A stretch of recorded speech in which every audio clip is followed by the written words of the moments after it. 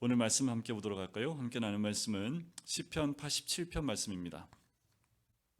시편 87편 1절부터 7절까지 말씀입니다.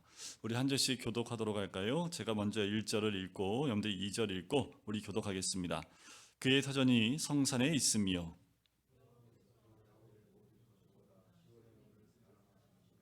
하나님의 성이여 너를 가리켜 영광스럽다 말하는도다.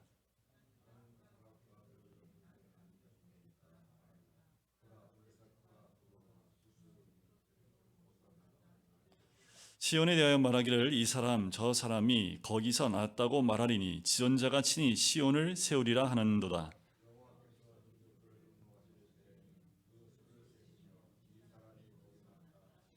같이 읽을까요? 노래하는 자와 뛰어노는 자들이 말하기를 나의 모든 근원이 내게 있다 하리로다. 아멘. 우리나라의 구조를 보면 서울로 다 집중되어 있지요. 서울을 중심으로 그 근처에 있는 그 많은 도시들 또 마을들, 생활의 기초가 서울에 있기 때문에 많은 부분 서울에 의지하고 있는 모습을 보게 됩니다. 출퇴근길을 보면 서울 주변에 있는 그 도시에서부터 서울로 들어오는 그 출퇴근길이 참 서울과 많이 관계되어 있고요. 그리고 서울과 많이 연결되어져 있는 모습을 보게 되지요. 그런데 어느 외국 도시에 가면 그 도시에 굉장히 큰 대학이 있는 것을 보게 되는데 그 도시가 그 대학을 중심으로 형성이 되어 있는 도시도 있습니다. 그 큰 대학이 그러니까 도시의 거의 절반이 대학, 지도를 봐도 대학이 굉장히 크게 차지하고 있는 모습을 보게 되는데 그 도시의 형성이요, 대학생들이 방을 빌리거나 음식을 먹거나 문화생활을 하는 것에서부터 도시가 형성이 되고 또 거기에 사는 사람들이 그것으로 인해서 경제 활동들을 해요. 만약 도시에 대학이 없어지면 도시 자체가 존립이 힘드는 거지요. 또 우리나라에 보면 이 철책에 가까운 도시들 있지요. 거기는 거의 군인들 때문에 먹고 살았는데 지금 군인 숫자가 줄으니까 통폐합이 되면서 군대가 사라지는 곳이 있습니다. 사라진 도시가 지금 도시가 존립이 어려울 정도로, 마을이 존립하기 어려울 정도로 어려움을 겪고 있는 것도 보게 돼요. 오늘 성경에서 말씀에서 하나님께서 이 세상의 모든 도시들이 시온에 그 기초를 두고 살아가게 될 것이라고 오늘 시편 말씀에서 이야기합니다. 심지어요, 애굽이나 바벨론 같은 나라도 시온의 덕을 볼 것이고 블레셋이나 두로, 구스도 예루살렘 때문에 살게 될 것이라고 말씀을 하고 있어요. 자, 겉으로 보기에는 인간의 역사가 강한 자를 중심으로 이루어지는 것 같지만 실제로는 하나님이 함께하는 자들, 하나님이 역사하는 곳으로부터 하나님의 역사는 시작되어지는 것을 우리에게 말씀하고 있습니다. 오늘 본문 말씀은 예루살렘에 있는 시온을 예찬하는 시, 더 나아가서 이 예루살렘은 하나님의 나라를 의미합니다. 그리스도인들에게 하나님 나라에 대한 소망이 있지요. 그런데 우리가 내일이 어떻게 될지 아무도 모릅니다. 주식이 오를지 기름값이 내릴지 오를지 알 수 있는 사람은 단 한 사람도 없지요. 그런데 우리가 알고 있는 건 하나 있습니다. 이 세상 마지막은 어떻게 될지 알고 있지요. 그것은 바로 하나님 나라가 임하는 겁니다. 그런데 이것이 얼마나 우리의 삶에 큰 차이가 있는지 모르겠어요. 우리가 마지막을 알고 있다는 것이 우리의 삶에 얼마나 큰 영향을 주는지를 우리는 알 수 있습니다. 사도 바울을 보시면 알 수 있어요. 고린도후서 12장에 보면 3층천에 올라갔던 사도 바울이 사람의 말로 표현할 수 없는 여러 가지 말들과 여러 가지 것을 봅니다. 말을 하지 못해요.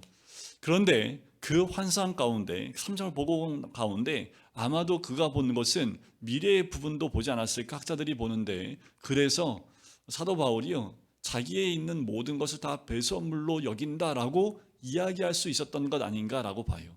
마지막을 보았기 때문에 자기가 가지고 소유하고 알고 있는 모든 지식들이 배설물과 같았다라는 거지요. 성경은 분명히 하나님을 대적하는 세상 나라는 반드시 망하고 예수 그리스도가 다시 오셔서 영원히 왕노릇 할 것을 예언하고 있습니다.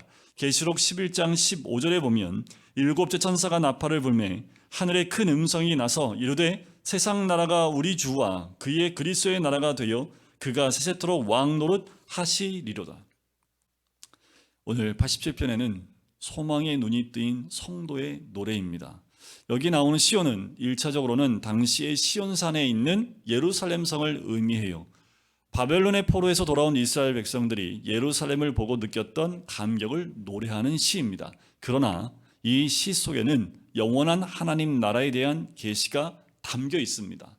참 짧은 시편입니다. 그리고 우리가 그냥 읽고 무의미하게 지나갔던 말씀인데 이 안에 하나님의 나라에 대한 계시가 담겨져 있어요. 하나님의 나라를 상징하는 그 시온은 거룩한 산 위에 있다. 성산에 있다라고 얘기하죠. 1절에 그 얘기가 나옵니다. 그의 터전이 성산에 있으며. 왜 그 산이 거룩한 산, 성산으로 불렸을까요? 그 이유는 딱 한 가지입니다. 하나님이 계신 곳이기 때문에 그래요. 그래서 하나님은 그 시온산을 사랑하신다고 2절에 얘기하지요. 여호와께서 야곱의 모든 거처보다 시온의 문들을 사랑하시는도다. 그리고 그 도성을 하나님께서 영광스럽다라고 하신다라고 했습니다. 3절에 나오지요. 하나님의 성이여 너를 가리켜 영광스럽다 말하는도다. 하나님 나라가 하나님 나라가 가진 영광이 무엇일까라는 거예요. 하나님의 나라가 가진 영광이 과연 무엇일까? 여러분들 요한계시록에 보면 하나님 나라에 가면 길이 뭘로 되어 있다고 나옵니까? 벌써 까먹으셨죠? 요한계시록 본 지 벌써 1년이 지나긴 했는데 해는 거뒀지만 길이 뭘로 되어 있어요? 우리가 좋아하는 황금은 돼요. 황금. 그냥 황금이 아니라 맑은 정금입니다. 아주 투명한 이게 그 금도요.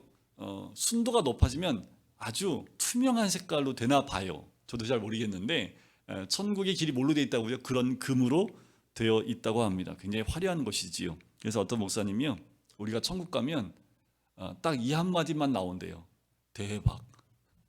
와, 대박. 이 말 외에는 천국 간 사람들이 할 말이 없다라고까지 할 정도로 굉장히 대단할 것이다라고 이야기합니다.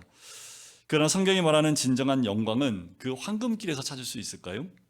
요한계시록 21장에 나타난 그 화려한 새 예루살렘의 모습은 비유지요.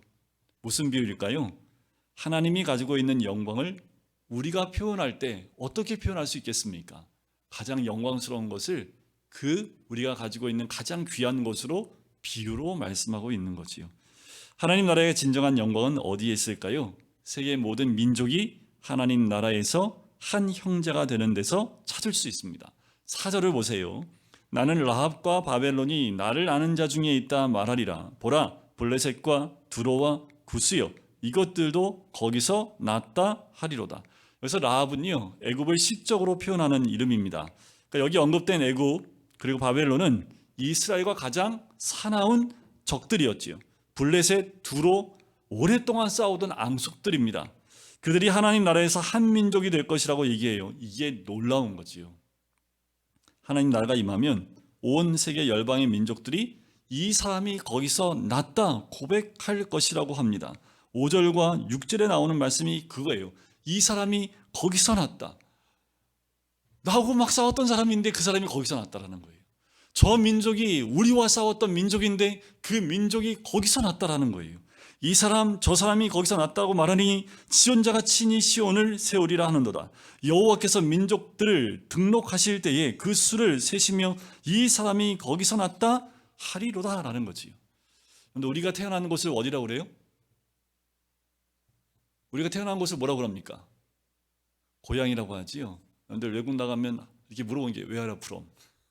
Where are you from? 이렇게 얘기하면은 I'm from 뭐 이렇게 얘기하는데 얘기하죠. 그 뒤에. 그럼 우리는 어디서 왔어요? 우리 고향은 어디예요? The Kingdom of God 아시죠? 하나님 나라입니다. 거기서 났다는 건 뭘까요? 우리 각자가 태어난 고향을 의미하는 것이 아니라 우리는 영적으로 다 어디예요? 하나님 나라에서 태어났다라는 거예요. 바로 천국이 우리의 본향이라는 거지요. 그래서 누군가 물어보면 어디서 났다고 얘기해야 돼요? The Kingdom of God. 멋있잖아요. 하나님 나라에서 난 거지요. 지금 이 세계에는요, 성도들이 굉장히 다양합니다. 한국에도 있지요, 일본에도 있지요, 미국에도 있지요, 저 중동 지방에도 있지요, 동남아시아에도 있지요. 다 있습니다. 하지만 고향이 같아요. 고향이 어디라고요? 하나님 나라라는 거지요. 더 놀라운 거 뭔지 아세요? 아버지도 한 명입니다. 그 아버지가 누구예요? 하나님이지요. 그래서 우리는 믿음의 사람들이 만나면 다 뭐라고 불러요? 형제, 자매. 제가 대학생 때 캐나다에 잠깐 가서 캐나다인 크리스찬들을 제가 사귄 적이 좀 있습니다. 말은 안 되는데 손짓 발짓으로. 그러면 언제 만났는데 두 번째 만날 때부터 형제 자매라고 불러요. 브라더, 브라더 이라고 얘기를 해요. 그거 되게 잘해줘요. 만난 지 얼마 되지도 않았는데 그게 뭐냐 하면 하나님을 믿고 예수 그리스도를 구주로 믿는다는 이유 하나만으로 그냥 바로 형제 자매가 됩니다. 그래서 그 사람 집에 가가지고요, 극진한 대접도 받고요, 더 나아가서 그 집에 가서 제가 한 6개월 동안 살았다니까요. 이유는 딱 하나입니다. 예수 믿는다는 이유 하나. 내 집 밑에 비었는데 그냥 와서 살래요. 그래서 가서 살았습니다. 6개월 동안 공짜로. 하나님의 은혜지요. 그러니까 우리가 어느 나라 가든지 믿음 가운데 있으면 다 형제와 자매가 되는 거지요. 왜요? 하나님 나라에서 우리 모두는 이 사람이 거기서 났다라고 말하는 것이기 때문에 그래요. 하나님 나라의 가장 큰 영광, 민족과 민족이 싸우지 않습니다. 이사야 선지자가 하나님의 나라를 바라보며 예언하였습니다. 이사야 2장 4절 말씀에 보면 그가 열방 사이에 판단하시며 많은 백성을 판결하시리니 무리가 그들의 칼을 쳐서 보습을 만들고 그들의 창을 쳐서 낫을 만들 것이며 이 나라와 저 나라가 다시는 칼을 들고 서로 치지 아니하며 다시는 전쟁을 연습하지 아니하리라. 하나님 나라를 위해서 기도하면 그래요, 전쟁이 없는 거지요. 우리가 남북이 갈라져 있지요. 하나님 나라를 위해 기도하면 우리 민족의 화해와 통일을 위해서 기도하게 됩니다. 우리 민족을 향한 하나님의 마음은 뭘까요? 통일보다 화해입니다.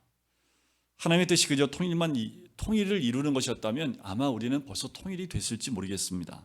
하지만 우리 민족이 진정 화해하기 원하시기 때문에 시간이 많이 필요한 거지요.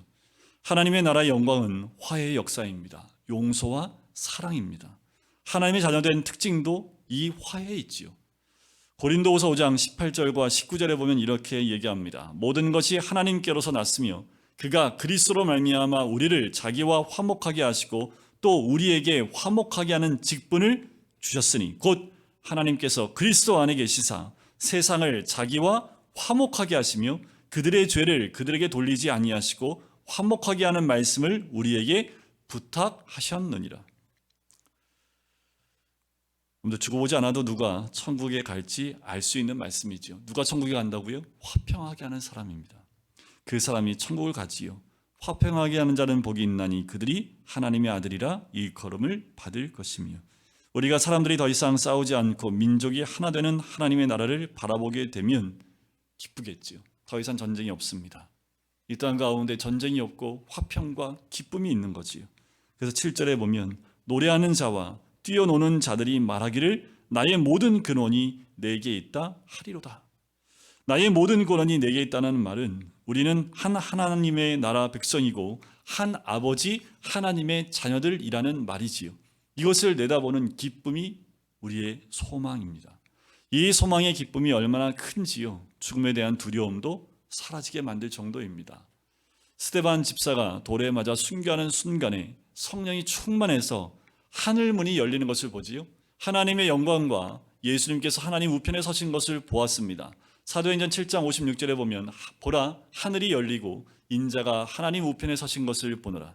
천국의 영광을 본 그는 순교도 감당할 힘이 생겼지요. 그가 마지막 했던 말이 참 인상적인데 먼저는 주 예수님께 자신의 영혼을 부탁합니다. 59절이지요. 7장 59절에 보면 그들이 돌로 스데반을 치니 스데반이 부르짖어 이르되 주 예수여 내 영혼을 받으시옵소서 하고 그 다음이 중요한데 무릎을 꿇고 크게 불러 이르되 주여 이 죄를 그들에게 돌리지 마옵소서 이 말을 하고 자니라. 자, 이 말씀을 좀 다른 각도로 보니까 이렇게도 볼 수 있어요. 왜 이들을 용서해달라고 했을까요? 돌로 치는 그들 가운데 그들의 죄를 용서해달라고 했던 이유가 뭘까? 예수님을 흉내냈다는 것보다 그 돌로 치는 자들 가운데 천국에서 만날 자가 있어서 그러는 거 아닐까요? 그들이 돌로 나를 쳐서 죽이는 순간 가운데 있지만 저들 가운데 결국 나중에 이 죄를 회개하고 천국에서 만날 사람이 있기에 저들의 죄를 사해달라는 그 기도를 한 것 아닐까요? 튀르키예 지진난 그 튀르키예에 선교하시는 김요한 선교사님 분이 있습니다. 되게 유명하신 분인데 이분이 노방 전도를 하다가 체포가 돼서 많은 고문을 받고 재판을 받게 됩니다. 근데 대법원에서 무죄 판결을 받게 돼요. 그가 전도하다가 투옥당했을 때 그가 전도한 그 선교사님 전도한 터키 형제들이 같이 전도에 동참하게 됩니다. 그 중에 아흐만이라는 대학생이 있었는데요. 이 대학생도 전도하다가 경찰에 붙잡히게 됩니다. 그때 그 대학생이 떠오르는 생각이 있었대요. 드디어 내가 진정한 제자가 되었구나 하면서 잡혀가는데 기쁨으로 잡혀갔답니다. 그를 고문하는 경찰이 화가 났대요. 화가 나니 왜 기뻐하니까? 너희는 어떻게 된 사람이기에 맞을수록 더 기뻐하냐? 했더니 이 대학생이 이렇게 대답했답니다. 우리는 주 예수님을 왕으로 모시고 사는 사람으로서 주님이 고난을 당하신 것처럼 우리도 고난 당하는 것이 기쁜 것입니다. 그러므로 우리를 때렸다고 미안해하지 마십시오. 결국 그냥 풀어졌다고 그래요. 그렇게 해서 그 지역에 교회가 세워졌다라고 얘기를 해요. 여러분들, 앞으로 우리나라에도 믿음 때문에 박해를 받을 때가 올지 모르겠습니다. 어쩌면 믿는 것 때문에 이미 박해를 받고 있는 일이 일어나고 있는지 모르겠어요. 심한 박해가 일어날 때 우리는 어쩌면 이렇게 기도할 수 있을지 모르겠습니다. 하나님, 고난이 사라지게 해주세요 라고 기도할지 모르겠습니다. 하지만 이 기도에 응답되기는 좀 어렵지 않을까라는 생각이 들어요. 마지막 대환란이 예언되어 있기 때문에 마지막 때에는 믿음 있는 모든 자들이 그 환란 가운데 있습니다.